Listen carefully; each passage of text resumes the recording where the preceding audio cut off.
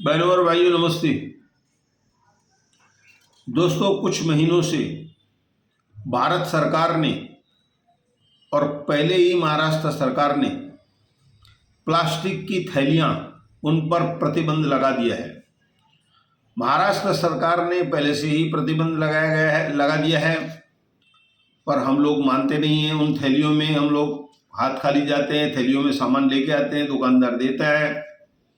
अब भारत सरकार ने भी पूरे देश में ये थैलियां बंद कर दी है, पर प्रश्न ये है कि क्या सच में ये थैलियां बंद हो गई हैं या इन थैलियों की आड़ में एक बड़ा भ्रष्टाचार हो रहा है।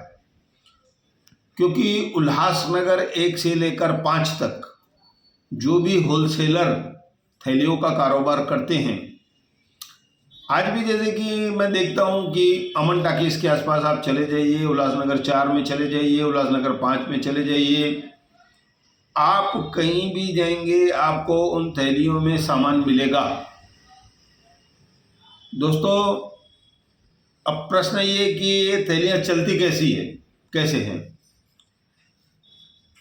एक तो डायरेक्ट कंपनी से माल आता है। कंपनियां, जाहिर है कई कंपनियां बंद नहीं है, कई बंद हो गई होगी। अगर कंपनियां बंद हो गई है तो वो क्या बनाकर बेचते हैं। और आप पन्नियां बेचे ऐसा मैं नहीं कह रहा हूं, आपको पन्नियां बंद करके रखनी है। लेकिन अब सवाल ये कि इतने बड़े बड़े जो कारखाने थे वो कर क्या रहे हैं। पूरे शहर में थैलियां बिक रही है, मेरा ऐसा कहना है। होलसेल कारोबार हो रहा है। बस ये बात हो गई है कि थैलियां या तो पतली कर दी गई है या तो उनका रेट बढ़ा दिया गया है। क्योंकि अब जब थैलियां बंद है तो जो अधिकारी हैं जिनको ये काम सौंपा गया है, मैं किसका नाम लूँ मैं, हमारी महानगर पालिका की भी जिम्मेदारी है, महाराष्ट्र पोल्यूशन कंट्रोल बोर्ड की भी जिम्मेदारी है, लेकिन वो अपनी जो जिम्मेदारी है नहीं निभा पाते हैं, जिसके कारण से जो थैलियां बाजार में धड़ल्ले से चल रही है। तो कुल मिलाकर इन थैलियों के पीछे मुझे ये पता चला है कि बहुत बड़ा भ्रष्टाचार होता है। असल में ये जो लेन देन होती है वह डायरेक्ट नहीं होती है, उसके पीछे हमारे कुछ नेता होते हैं। आजकल के नेता कैसे, ये भी आप जानते हैं।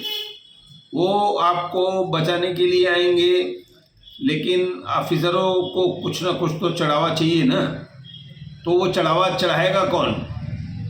इस प्रकार से अब दुकानदारों का हिसाब किताब उन कंपनी वालों से और अधिकारियों से है, और इन सब चीज़ों के बीच में कुछ नेता हैं, ऐसा मुझे बताया गया है।